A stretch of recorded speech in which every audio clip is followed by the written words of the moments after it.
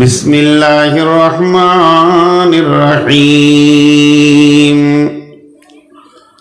ওয়াস-সামাই ওয়াত-তারিক ওয়া মা আদরাকা মাত-তারিক আন-নাজমুস-সাকিব ইন কুল্লু নাফসিন লাম্মা আলাইহা হাফিজ। এটা তাফসীর করলে অনেক সময় লাগবে, কয়েকদিন করেছি। ছোট্ট একটু এখান থেকে জড়ির মতো দুটি কথা লিব। আল্লাহ বলছেন, আমি কসম দিচ্ছি ওই রাত্রিতে আসা যাওয়া আগমনকারীর, গভীর রাত্রিতে যে আসে আর চলে যায়, আমি তার কসম দিচ্ছি। এরপরে আল্লাহ নিজেই বলছেন, তুমি জানো কি কে আসে কে যায় গভীর রাত্রিতে? রব্বুল আলামিন নিজেই বলছেন, গভীর রাত্রিতে যে আসা যাওয়া করে প্রজ্বলিত নক্ষত্র তারা। এখন আপনি বলেন, আসমানে তারা কতগুলি আছে পৃথিবীর কেউ আজ পর্যন্ত গণনা করতে পারেনি, মত পর্যন্ত গণনা করে শেষ করতে পারবে না। বিজ্ঞানীরা বলছেন একটা সেকেন্ডে 3 লক্ষ মাইল, 3 লক্ষ কিলোমিটার আলোক বর্ষ আলো দ্রুত গতিতে যেতে পারে। সূর্য যে উঠছে, এই আলোটা যে যাচ্ছে, একটা মানে আলো কত জোর দ্রুত যেতে পারে, সেকেন্ডে 3 লক্ষ কিলোমিটার যায়। আর এই রকম দ্রুত গতিতে তারার আলো পৃথিবীর দিকে আসছে। যেদিন আল্লাহ তাকে জন্ম দিয়েছে ওইভাবে তার আলোর গতিটা দ্রুত গতিতে আসছে, এখনো পর্যন্ত পৃথিবীতে সেটা পৌঁছায়নি। তার মানে হচ্ছে আলোক বর্ষ, এটাকে যদি হিসাব করা যায় সেকেন্ডে 3 লক্ষ, মিনিটে তাহলে কত লক্ষ হবে, ঘন্টায় কত লক্ষ হবে, একদিনে কত লক্ষ হবে, এবার মাসে কত লক্ষ হবে, বছরে কত লক্ষ হবে, তাহলে তারা আছে কতগুলো? তাহলে একটা গ্যালাক্সি যেটাকে ছায়াপথ বলছে, এর ভিতরে কয়েকশো কোটি তারা রয়েছে।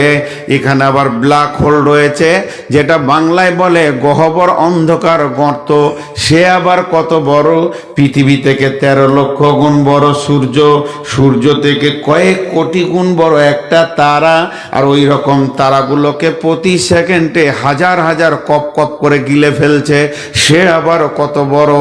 এতগুলি তারা, এতগুলি গ্যালাক্সি, এই গ্যালাক্সির ভিতরে এতগুলি তারা, এতগুলো নক্ষত্র, সূর্য, চন্দ্র যা রয়েছে সৌরজগতে, আমার রব বলছে তোরা সারা জীবন হিসাব করে পাবি না। আর আমি তাদেরকে একটা গতিশীল রাস্তায় ছেড়ে দিয়েছি, তারা টাইমে টাইমে আসা যাওয়া করে, নিজের কক্ষপথে গতিশীল হয়ে যায়।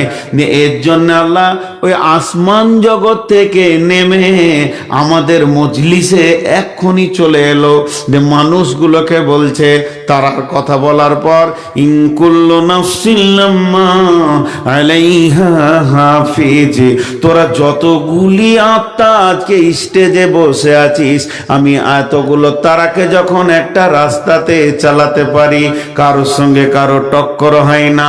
সূর্য নিজের গতিতে ঘুরছে, চন্দ্র নিজের গতিতে ঘুরছে, গ্যালাক্সি তারা নিজের গতিতে ঘুরছে, যারা এখনো পৃথিবীতে আলো পৌঁছাতে পারেনি তারাও নিজের গতিতে ঘুরছে।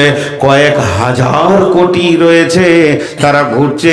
আর তোরা পৃথিবীতে কতগুলো আছিস শুনেলে, খুব বেশি পৃথিবীতে 750 থেকে 800 কোটি মানুষ আছিস, শিশু থেকে বৃদ্ধ পর্যন্ত। তাহলে এখানে কয়েকশো কোটি তারার রাস্তা যদি ঠিক রাখতে পারি, তাহলে তোদের গতিশীল জীবনটা আমার নজরে রয়েছে।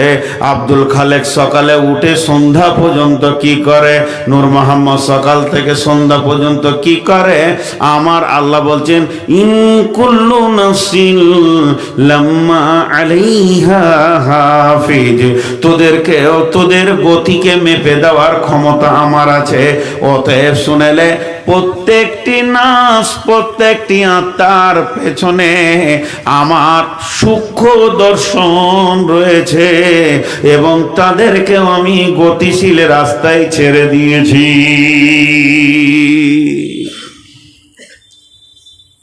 আপনাদের এলাকায় অনেক রাস্তা, এইদিকে রাস্তা, ভৈরবপুর রাস্তা, শীষবোনা রাস্তা, টালবাংলা রাস্তা, কত রাস্তা, এইদিকে রাস্তা, জগন্নাথপুরের রাস্তা। কিন্তু জানেন 60,000 ফুট ওপরেও রাস্তা আছে। সেই রাস্তাতে সিমেন্ট বালি লাগে না, পাথর লাগে না, পিচ লাগে না, লিভার লাগে না, জিসিপি লাগে না, রোলার লাগে না, এমনি খাতাতে খালি অঙ্ক করে নিয়েছে। প্লেন যখন উড়ে কলকাতায় ওকে ছেড়ে দেয় দুবাইয়ের পথে, রাস্তা আছে একটা, ওই রাস্তা ধরে যে দুবাই পৌঁছায়। আবার দুবাই থেকে আসে, ওর সঙ্গে টক্কর লাগবে না, আসার রাস্তাটা আরেকটা আলাদা। একই রাস্তায় যে ও তুই একটু সাইড হ, তুই একটু সাইড হ, এটা নয়।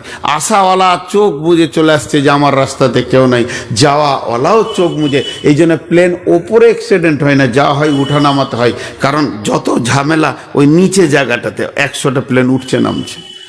তা আসার রাস্তা আলাদা, যাওয়ার রাস্তা আলাদা, যেখানে কোনো কালি নাই, কিছু নাই, কিন্তু সব মাপ ভাগ করে নিয়েছে। আল্লাহ বলছে তোদের গতিশীল রাস্তাটা আলাদা। এই কথাগুলো কেন বললাম? অনেক দূর আপনাদেরকে আমি কাছেই নিয়ে এসেছি কবরে। আজকে আমার বক্তব্য কবর, ঠেলে সবটিকে কবরের কাছে নিয়ে এলাম। জি ভাই, আমি একটা রুমে শুয়েছিলাম, ভালো ঘর, সুন্দর ঘর। আমাকে বললো আপনার টাইম হয়ে গেছে। আমি 1 পা 2 পা 3 পা 4 পা করে স্টেজ পর্যন্ত আসলাম। আমি এখানে 100 পা হেঁটেছি, 150 পা হেঁটেছি। আমার ধারণা আমি 150 পা হেঁটে স্টেজে আসলাম, কিন্তু আমার রব বলছে না, তুই 150 পা কবরের দিকে হাঁটলি। মানুষ যত গতিশীল পা নিয়ে হাঁটছে, প্রত্যেকটি কদম তার কবরের দিকে এগিয়ে যাচ্ছে। কথাটা বোঝাতে পারলাম? আপনারা যে বাড়ি থেকে এসছেন, কবরের দিকে এগিয়ে যাচ্ছে। যে যত মোটর বাইক চালাচ্ছে তত তাড়াতাড়ি কবরে ঢোকার জন্য দৌড়ছে। সবারই রাস্তা শেষ হয়েছে কবরে গিয়ে। আল্লাহ তাবারক ওয়া তাআলা বলছেন, ফজরের কেন সময়কে কেন্দ্র করে কোরআনে আয়াত দিলাম। তোমার জীবনে একদিন সূর্য উঠেছে। তুমি যেদিন পৃথিবীর বুকে এসেছো, তোমার জীবন সূর্যের আলো উঠেছে। একদিন তুমি ধীরে ধীরে জোয়ান হয়েছ। জ্বর সর্দিকে কিছু মনে করনি, তুমি মনে করনি, কোনো ব্যথাকে তোয়াক্কা করনি। জোরে গাড়ি চালিয়েছ, মধ্যস্থে পৌঁছেছ। এবার 50-এর পর 40-এর পর তোমাকে ভাঁটি ধরেছে। 47 একটা নতুন ব্যাগ পাবে। সেই ব্যাগটা আল্লাহর তরফ থেকে। একজন ডাক্তার বলছেন মানুষের 47 বছর বয়স হলে তাকে একটা ছোট্ট ব্যাগ কিনতে হবে। এ ব্যাগটা আল্লাহ দেয় কেনার জন্যে, কারণ সঙ্গে ওষুধ না থাকলে আর তোমার জীবন গাড়ি চলবে না, এটা চলবে মত পর্যন্ত। এবার হাড়ে ব্যথা, মাথায় ব্যথা, প্রেশার ভালো হচ্ছে না, সুগারে ধরেছে, ডায়াবেটিস ধরেছে, তার কারণ তোমার জীবনের অন্তিম মাগরিব হতে চলল। হে মুসলমান, আল্লাহর গোলাম, একদিন তোমার জীবনের সূর্য উঠেছে, আর একদিন তোমাকে পৃথিবী থেকে বিদায় নিতে হবে। বিশ্ব নবীর মতো দামি ব্যক্তি, যেটা আল্লাহর দোস্ত, আল্লাহর খলিল, আল্লাহর পরে পরে যার স্থান, তাকেও মতের কোলে ঢলে কবরের ভিতরে যেতে হয়েছে।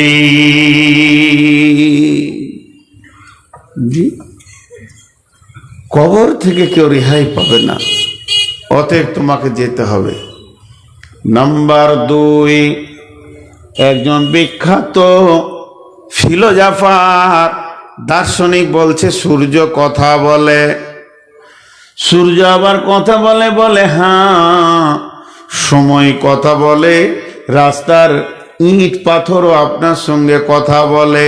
যদি সেই চোখ থাকে, যদি সেই জ্ঞান থাকে, আর সেই রকম কান থাকে, তো আপনি কথা শুনতে পাবেন।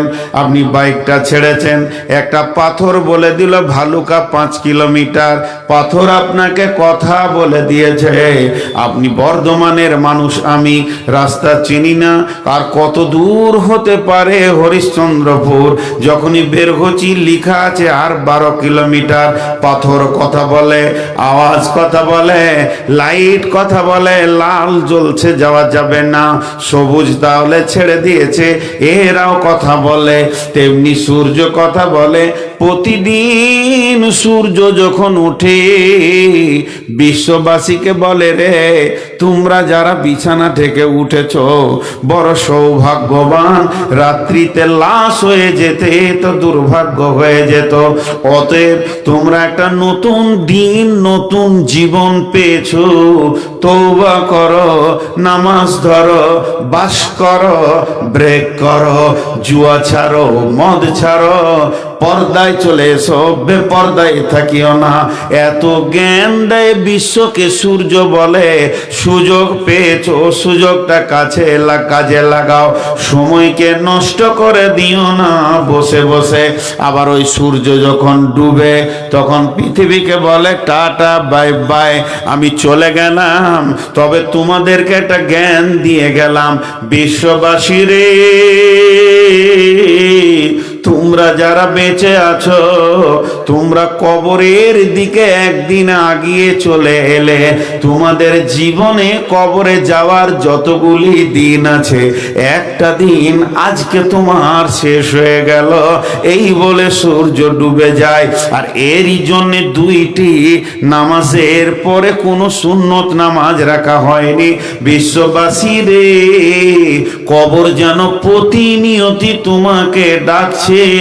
তো সেই কবরে যাওয়ার আগে তুমি ফজরের পর হিসাবে বসে যাও, কবরের সামগ্রী কি কি নিতে হবে, পাথিও কি কি নিতে হবে, পথের সামান কি কি নিতে হবে।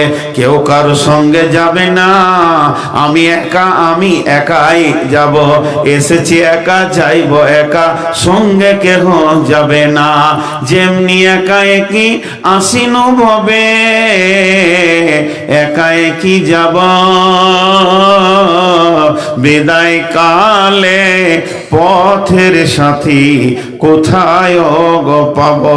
এই হিসাবটা তুমি সকালে কর। তুমি মসজিদেই বসে বসে অঙ্ক করো, আজকে সারাদিনে কতটা আখেরাতের সওদা করলাম, আমার ব্যাগে কতটা মাল ঢুকলো, কতটা পরিমাণে মাল আমি নিতে পারলাম, যেহেতু কবর আমার জন্য অপেক্ষা করছি।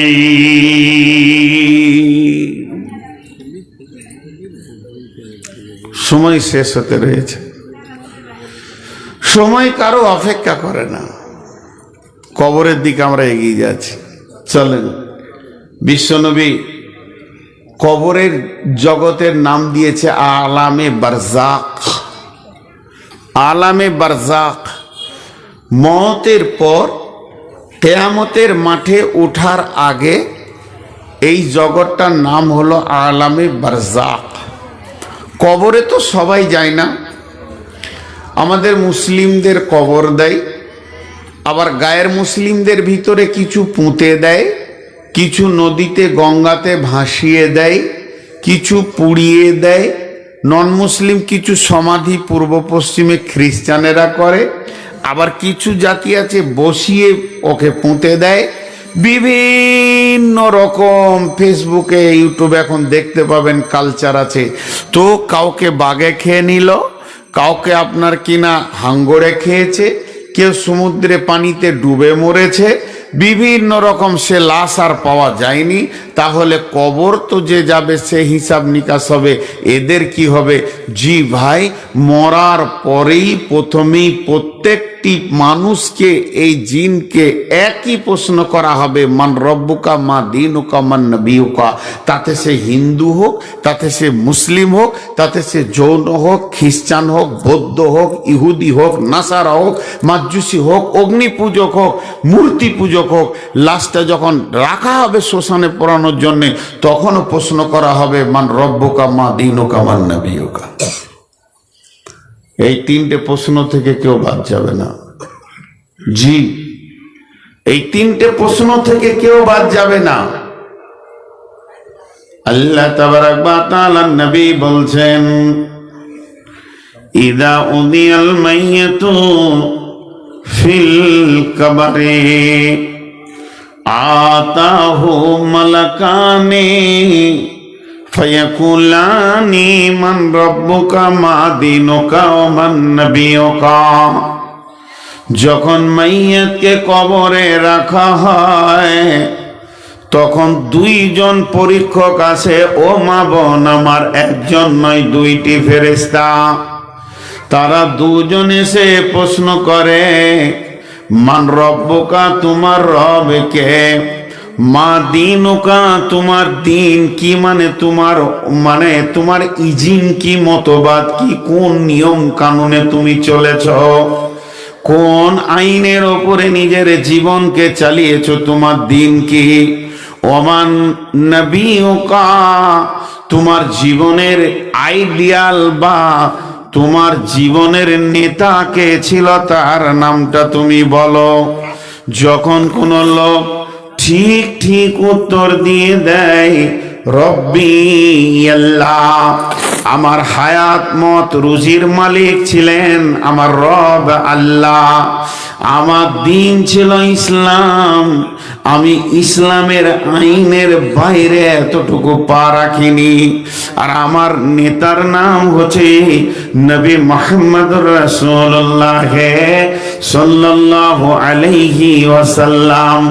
যখন তিনটি প্রশ্ন ঠিক ঠিক উত্তর দিয়ে দেবে, তখন আল্লাহ তাবারাক ওয়া তাআলা আসমান থেকে বলবে, কাদ সাদ্দাকতা, আমার এই বান্দা সত্য বলেছে, বান্দা আমার, ওর জন্য যত রকম জান্নাতি ফেসিলিটি আছে কবরে দেওয়া হবে।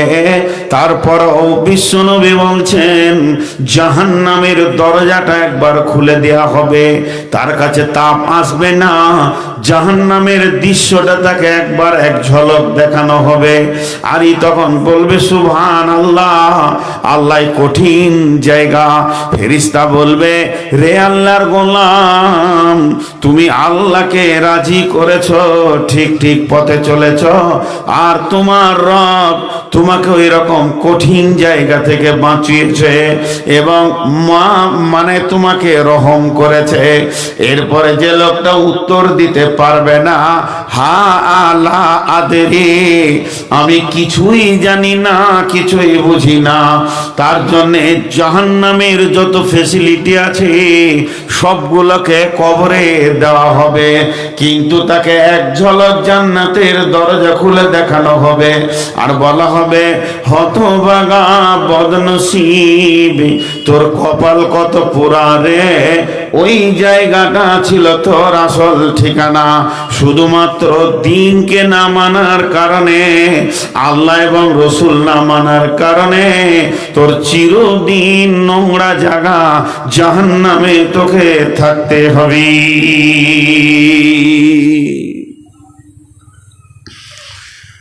কিছু প্রশ্ন আছে এখানে, প্রশ্ন এবং উত্তর। এ প্রশ্নগুলো ফতোয়া প্রশ্ন নয়, যুক্তি প্রশ্ন, প্রশ্ন উত্তর এক্ষুনি হবে। কিরে বাপ, আমার কি চয়েস হলো তোকে? তো এই দিকটা একটু খেয়াল রাখেন। কিন্তু দেখেন, কবরে আমাদের সকলকে যেতে হবে। আপনার মন না চাইলেও যেতে হবে, মন চাইলেও যেতে হবে।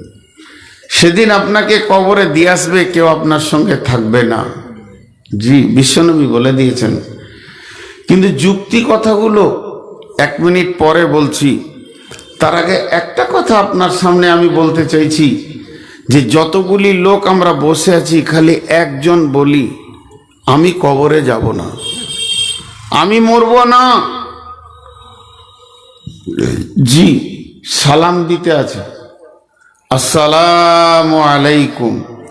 আমি প্রথমে বলেছি, আপনারা উত্তর দিয়েছেন, দিয়েছেন কি দেননি? আসসালামু আলাইকুম, ওয়ালাইকুম সালাম।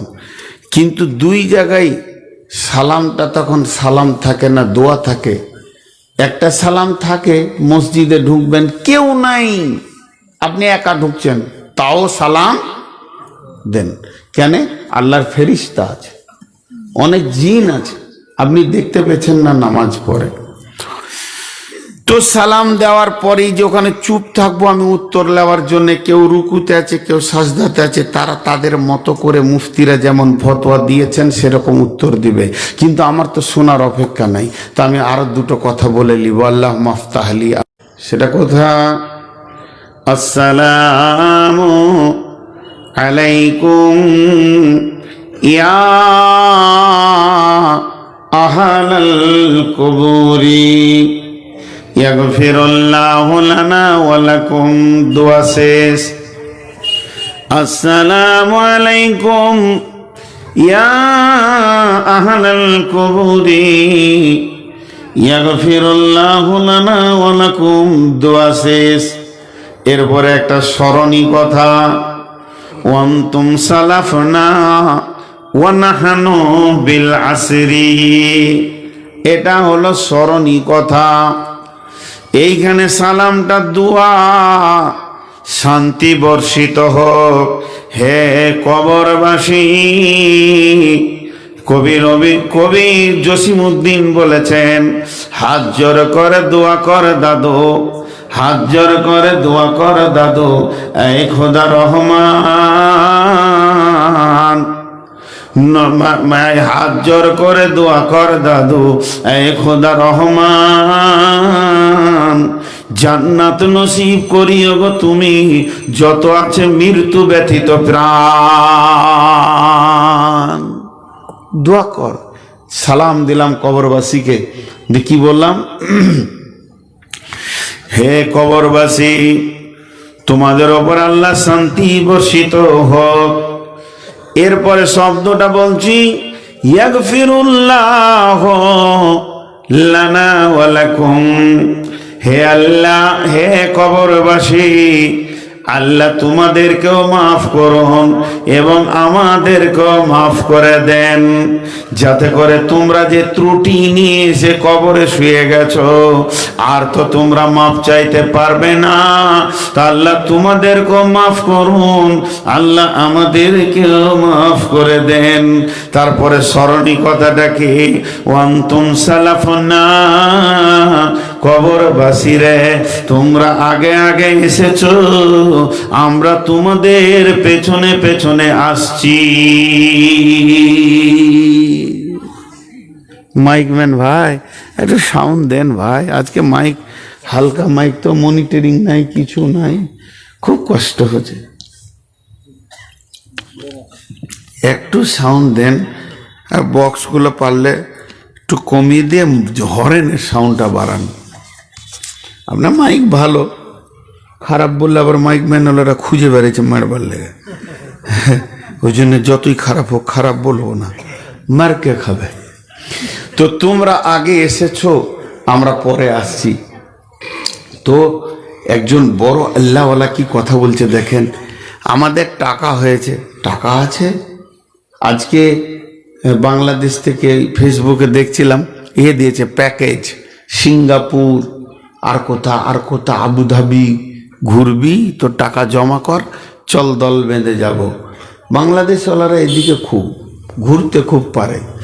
তো আমাদেরও দেশে আছে ওইরকম, দার্জিলিং যেছে, জলপাইগুড়ি যেছে, আর কোথা যেছে, এই কাশ্মীর টাশ্মীর ঘুরছে, টাকা খরচা করছে। আল্লাহ দিয়েছে, টাকা খরচা করুন। কিন্তু যেখানেই যান, দুটি জায়গা একবার যান। একটা হলো আল্লাহ এবং রসুল একই ভাষা বলেছেন, মানিস্তাতা ইলাইহি সাবিলা। যদি তোমার ক্ষমতা হয়ে যায়, তাহলে আল্লাহর ঘরে আসিও, মক্কা মদিনায় আসিও, মসজিদে হারাম, মসজিদে নববী, মসজিদে কুবা জিয়ারত করিও। এগুলি হলো এমন একটি জায়গা, ইমানের তারাক্কি হবে, ইমান বাড়বে। হুদাল্লিল আলামিন বলা হয়েছে, জি হুদাল্লিল আলামিন বলা হয়েছে, ইমান বাড়বে। এটা একটা গেল। আর যদি তুমি গরিব মানুষ, আর চাই ধনী হও, টাকা নাই, পয়সা নাই, আর একটা জায়গা ঘুরতে যাও, তবে তুমি সেখানে যাবে, যার পাশে যাবে তার লাভ হবে না, তোমার লাভ হবে। আমার আব্বা মায়ের কবর আছে যেখানে, আমি যদি মালদা থেকেও গভীর রাত্রিতে চোখের পানিতে বলি, মাবুদ আমার মা বাপের কবরকে নূরে মানোয়ার করে দাও, যতটা রিয়াকশন হবে কবরের পাশে গিয়ে বললেও অতটাই হবে, তার থেকে কম বেশি হবে না। আমি যদি বাংলাদেশ থেকে বলি যতটা কবুল হবে, কবরের মাথায় দাঁড়িয়ে বলি অতটাই কবুল হবে। তবে কবরে গেলে কি হবে, একদিন আমল করে দেখবেন, একা যাবেন, নির্জন টাইমে যাবেন, যদি পারেন তো গভীর রাত্রে গোরস্থানে গিয়ে দেখবেন কত হাজি সাহেব, কত মাওলানা, কত বিখ্যাত তাহাজ্জুদ পড়নেওয়ালা পরেশগার দিনদার আলিম, কুখ্যাত ডাকাত, বেঈমান, লম্পট, সুদার ও মাতাল সব যেন কবরে নীরব নগরে শুয়ে আছে, তাদের কথা বলার ক্ষমতা নাই। ওই কবরগুলি দুই নয়ন ভরে দেখে আসবেন, পরের দিন দেখবেন দিলের ওপরে এমন ইফেক্ট পড়বে, পৃথিবী অনরুচ লাগবে, আর আল্লাহর মহব্বত বাড়বে, আমলে নামাজে রোজাতে দিল বসবে বন্ধুরে। এটা হলো কবরের পাশে যাওয়ার লাভ। সে লাভটা হলো কি, যারা জীবিত আছে যদি কবর দেখে, তারা নিজের জীবনের রিজাল্টটা বা রাস্তাটা খুঁজে পাবে। আমার আল্লাহ বলেছেন, আলহাকুমুত তাকাসুর হাত্তা যুরতুমুল মাকাবির, মালের প্রাচুর্য তোদেরকে কবরের গাঢ়া থেকে, খাল থেকে গাফেল করে দিয়েছে। মাল এত বেশি চোখে লেমিনেশন হয়ে গেছে, কবর আর ঢুকছে না।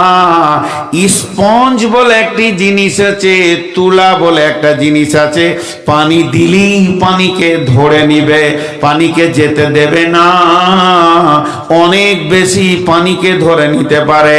তবে যদি স্পঞ্জকে, তুলাকে প্লাস্টিক দিয়ে লেমিনেশন করে দেওয়া হয়, ওই প্লাস্টিক আর এক ফোঁটা পানি নিবে না, ওই প্লাস্টিক আর এক ফোঁটা পানি তুলাকে, স্পঞ্জকে যেতে দিবে না।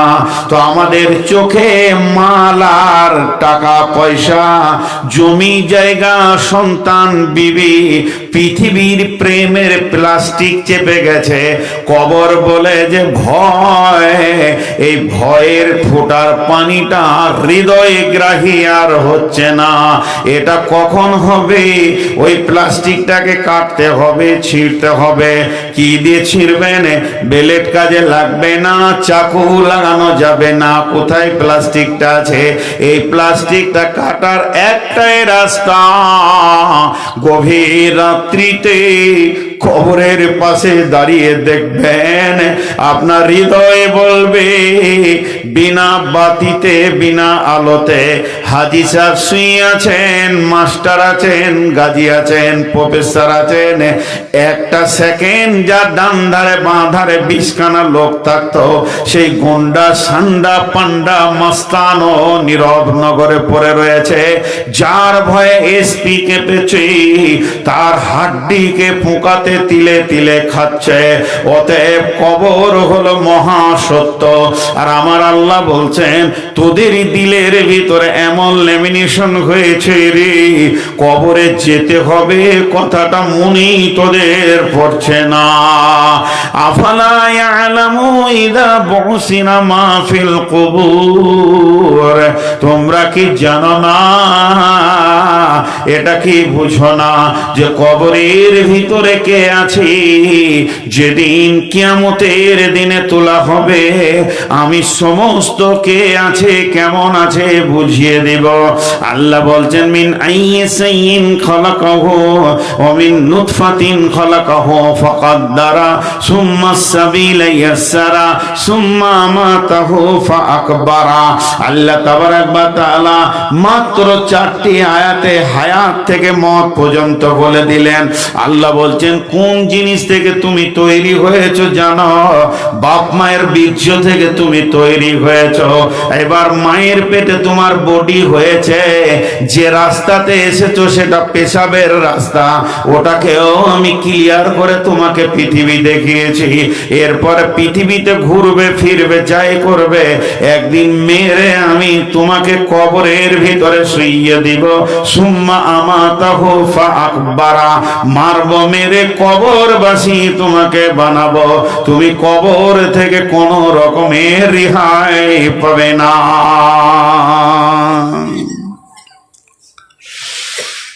জি ভাই, আল্লাহ তাবারাক ওয়া তাআলা ধীর গতিতে আমাদেরকে কবরের দিকে আগাচ্ছে। আমরা আজকে এই দিনের জন্য যতগুলি লোক এইখানে বসে আছি, কি নারী কি পুরুষ কি শিশু, আমি বক্তা সহ আপনারা শ্রোতা সহ বড় বড় আলেম বুজুর্গ দিন গাউস কুতুব আবদাল পীর পয়গম্বর যত আছি এখানে, কয়েকটা ঘন্টা কবরের দিকে তত্তর করে আগিয়ে যাচ্ছি। একজন সম্ভব শেখ সাদি আলাইহির রহমান রাস্তায় হাঁটছে। এর মাঝে একটা ছোট্ট উদাহরণ দিই। এইটা ধরেন ফাঁসি দেওয়ার জায়গা, এইখানটা গাড়াটা আছে, এইখানে রশিটা ঝুলছে লাইলনের, ফাঁস একদম পুরো তেল লাগিয়ে রেডি করে দিয়েছে। এদিকে সব যারা ফাঁসি দেবে দাঁড়িয়ে আছে, 5 জন 7 জন 10 জন দাঁড়িয়ে আছে, আর ফাঁসির দড়িটা ঝুলছে। আর যাকে ফাঁসি দেওয়া হবে তাকে ওই রাস্তা থেকে আনা হচ্ছে। প্রতিটি পা ওর কেমন মনে হবে বলেন? প্রতিটি পা ওর কেমন মনে হবে, মনের দিকটা একবার ভাবেন। হঠাৎ কোপ মেরে দিল ডাকাতে নদীর ধারে, সেটা আলাদা। ওকে বলা হয়েছে 1.5 মাস আগে ওই তারিখে তোমার ফাঁসি হবে। প্রতিটি দিন গেল, ভোরবেলায় ওকে বলা হচ্ছে উঠো তোমার ফাঁসির টাইম হয়ে গেছে, 12টা 1-এ ফাঁসি হবে। ওকে নিয়ে যাওয়া হচ্ছে ফাঁসির মঞ্চের দিকে, জাল্লাদ রেডি হয়ে আছে, দড়ি ঝুলছে। কেমন মনে হবে? একটু অনুভূতি আপনাদের এসেছে, এই অনুভূতিটা কাজে লাগান। আমাদের সুপ্রিম কোর্টের মালিকের নাম হচ্ছে আল্লাহ। তিনি আমাদের রায় বের করে দিয়েছেন কুল্লু নাফসিন জায়কাতুল মত, আমরা সব ফাঁসির আসামি। কার কখন হবে সে জানে, কার কখন হবে সে জানে। যদি 10টা আসামিকে জেলে বলা হয় এই যে 10 নম্বর রুমে তোমরা যতজন আছো সবগুলো ফাঁসির আসামি, কিন্তু কার কখন হবে ওই জেলের মালিক জানে। তোদের ঘুম হবে যে কাকে কখন মুরগির মতো নিয়ে যে কাটবে আল্লাহ জানে। তেমনি তো ওই শেখ সাদি রাস্তায় হাঁটছে, আর একজন এসে বলছে আসসালামু আলাইকুম। উনি উত্তর দিন ওয়ালাইকুম সালাম, কেমন আছেন? আলহামদুলিল্লাহ। আপনি কেমন? আলহামদুলিল্লাহ। তো শরীর স্বাস্থ্য মন কিরকম আছে? বলছে আমার প্রতিটি পা তো ফাঁসির মঞ্চের দিকে যাচ্ছে। একটা ফাঁসির মঞ্চে আসামি গেলে যে অবস্থা হয় আমি সেই অবস্থায় আছি। এ ছিল তাদের ধ্যান ধারণা। আমরা হাসতে পারতাম না, আমরা পশুর থেকে নিকৃষ্ট হয়ে গেছি বলে হাসতে পারছি। হাজি ভাই, আপনাদের এলাকায় গোরস্থানে মাটি দিতে গিয়ে এই দৃশ্য কোনোদিন দেখেছেন? আমি 2-1 জায়গায় দেখেছি, কোন এলাকায় তা বলবো না, আমার এলাকা আপনার এলাকাও হতে পারে। গোরস্থানে গিয়েছি, একটা লাশকে নামানো হচ্ছে আস্তে আস্তে, আর বাঁধে যারা দাঁড়িয়ে আছে, যারা দেখছে যে লাশটা নামানো হচ্ছে, তারা আপসে ঠাট্টাই আর কি করছে, করছে না? বলেন। আচ্ছা, ওরা কে এখানে গল্প করতে এসছে? ওই রাস্তাতে, ওই ভাই, ওই তোমাদের কণ্ঠস্বর এখানে পৌঁছাইছে। এখন কি ভাবছো তোমরা বলো? আমি মাইকটা তোমাদেরকে দিব না তোমরা আমাকে দিবে? ও এক মাস্তান আর কি, বলছে আমি এলাকার মাস্তান, এইভাবে তো আমাকে অপমান করা যাবে না। আজীব ব্যাপার, এতগুলো লোক নীরবে বসে আছে, ওর পাগলার মতো গল্প করছে। হ্যাঁ, কত মেন্টাল রুগী। দেখবেন ফাঁসির মঞ্চে কসাইখানা গিয়ে দেখবেন একটা বকরিকে খাল খালিয়ে উল্টে দিয়েছে, সেটা হলো স্যাম্পেল। আর একটা বকরি বাঁধা আছে, তাকে ঘাস দিয়েছে, ঘাস খেয়েছে। এ পশু জানে না ওর পরে আমার পালা পড়বে। খরিদ্দার এসে গেছে, বলছে 20 কেজি লাগবে। তখন দোকানদার তাকিয়ে বলছে এটা তো 8 কেজি হবে। আর এইদিকে তাকিয়ে বলছে এটাও 15 কেজি হয়ে যাবে। বলছে ভাই তুমি দাঁড়াও, 10 মিনিটের ভিতরে 20 কেজি দিচ্ছি। তার মানে ও আর কম মিনিট, 5 মিনিটও নয়, ওকে জবাই করা হবে, খালিয়ে এর সঙ্গী প্যাকিং করা হবে। তারপরও ঘাস খেয়েছে। ও জানে না আমি কোথায় এসেছি, কেন কেন কেন কেন। তার একটাই উত্তর, পশু পশু পশু পশু পশু ভবিষ্যৎ সম্পর্কে জ্ঞান রাখে না। কিন্তু 5টা ফাঁসির আসামিকে আনা হয়েছে, এখানে বসিয়ে রাখা হয়েছে। একজনায় গলায় ফাঁসি দিয়ে তাকে মারা হলো, চোখের সামনে ছটফট করে মরছে। আর দ্বিতীয় জনকে বলা হচ্ছে 3 মিনিট পর তোমার ওই লাশটা নামানো হবে, এরপরে তুমি উঠবে। ওই লোকটা কিছুই খেতে পারবে না, পান করতে পারবে না, তার মনের ভিতরে সেই আনন্দ থাকবে না। তা আমরা পশু হয়ে গেছি, এর জন্য একটা লাশ কবরে নামায় আর কোরস্থানে দাঁড়িয়ে দাঁড়িয়ে কত বন্ধু বান্ধব নিয়ে আনন্দ ঠাট্টাই আর কি করে। তার কারণ হচ্ছে কবরের ব্যাপারে আমাদের ধ্যান ধারণা শেষ হয়ে গেছে। হযরতে ওসমান গনি রাদিয়াল্লাহু তাআলা আনহু যখন কবর দেখতেন বা কবরের কাছে যেতেন, অঝোর নয়নে কাঁদতেন। এত বেশি কাঁদতেন যে তিনার দাড়ি ভিজে টস টস করে অশ্রু পড়ত। সাহাবীদের ভিতরে কেউ প্রশ্ন করলেন, আমিরুল মুমিনিন খলিফাতুল মুসলিমের, আপনি জাহান্নামের কথা শুনে যত না কাঁদেন, কাঁদেন না নয়, যত বেশি না কাঁদেন, পুলসেরাতের কথা শুনে যত বেশি না কাঁদেন। আপনাকে দেখেছি কিয়ামতের কথা, মিজানের কথা, দাঁড়িপাল্লার কথা, নেকি বদির কথা, জান্নাত জাহান্নামের কথা শুনে যত বেশি না কাঁদেন, কবরের কথা শুনে কেন এত বেশি কাঁদেন? হযরত ওসমান গনি বলেছিলেন, আখিরাতের যতগুলি মঞ্জিল আছে, আল্লাহর নবী বলেছেন আউয়াল আখির মঞ্জিল আউয়াল মঞ্জিল আলামে বারযাখ। আখিরাতের যত মঞ্জিল আছে তার মধ্যে প্রথম মঞ্জিল হলো কবর। কবরে যদি কারো চাকা ফেঁসে যায়, সে ফেঁসে গেল। আবার এখানে যদি উদ্ধার হয়ে যায়, সে বেঁচে গেল। অতএব বিশ্বনবী বলেছেন কবরের ভিতরে সওয়াল জবাব হবে এবং এটি তোমাকে পাস করে যেতে হবে। আর এখানে এক চান্সে পাস করতে হবে, দ্বিতীয় কোনো চান্স পাওয়া যাবে না, যাবে না, যাবে না। কবর এমন একটি জায়গা, এক চান্সে পেরিয়ে যেতে হবে। আর ওটাই হলো প্রথম মঞ্জিল। বড় বড় আলিম ওলামা রাতে কান্না করে গো, বিভূতি খেয়ে কান্না করে। আমি দেখেছি অনেক আলেম ওলামাকে, যে যত বড় আলেম সে তত বেশি কাঁদে, তত বেশি নামাজ পড়ে। হাজি, বেনামাজি যদি নামাজ ছাড়ার যদি কোনো রাস্তা থাকতো, নামাজ ছেড়ে নাজাত পাওয়ার যদি কোনো রাস্তা থাকতো, তো প্রথমে বেনামাজি হতো আলিমরা, প্রথমে বেনামাজি হতো আলিমরা। নামাজ ছেড়ে যদি রাস্তা থাকতো, আর কোনো কারণবশত যদি নামাজ মাফ হতো তো ইমাম হোসেনের কারবালার ময়দানে মাফ হয়ে যেত। মাথা কাটিয়ে দিল কিন্তু নামাজ ছাড়েনি। আর সেই নবীর উম্মত খুব সহজে নামাজ ছেড়ে বসে রয়েছে, আটকে যাবে কবরে, কোনো উপায় নেই, কবরে আটকে যাবে। একটা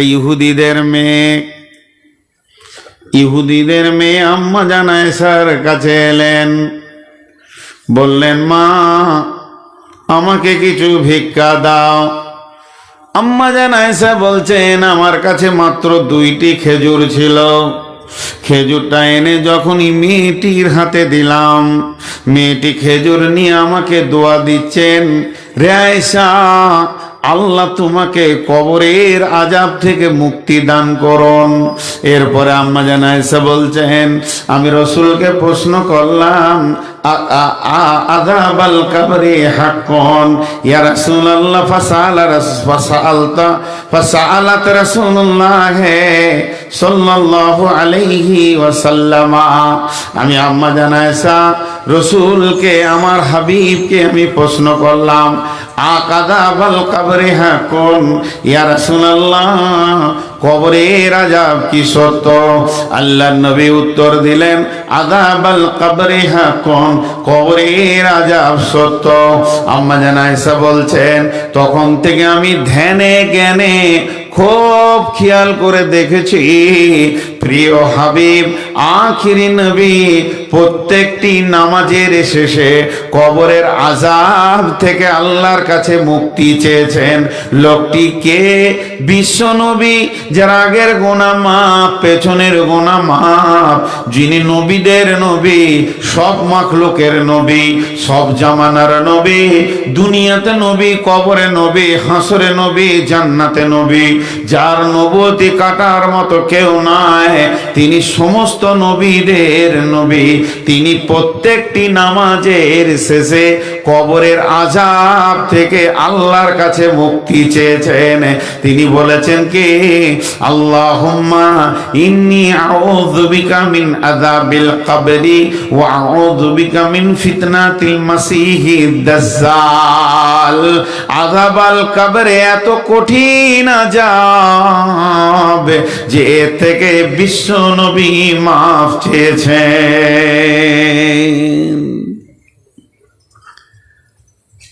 একটা দল বেরিয়েছে, ওর নাম আহলে কোরআন।